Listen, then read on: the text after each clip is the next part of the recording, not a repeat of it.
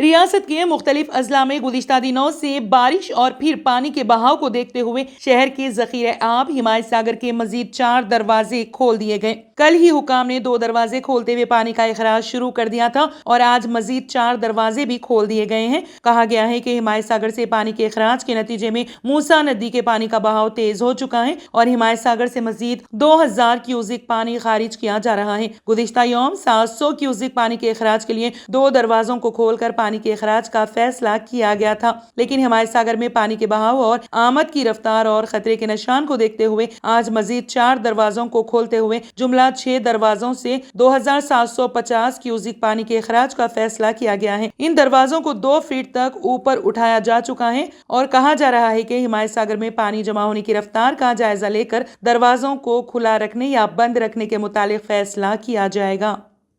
अगर आपने हमारे चैनल को अभी तक सब्सक्राइब नहीं किया है तो यहाँ पर रेड कलर का सब्सक्राइब बटन दिख रहा है, उसे क्लिक करें और हमारे चैनल को सब्सक्राइब कीजिए और साथ ही साथ बेल आइकन को भी क्लिक कीजिए, जिससे आपको ताज़ा अपडेट मिलती रहे।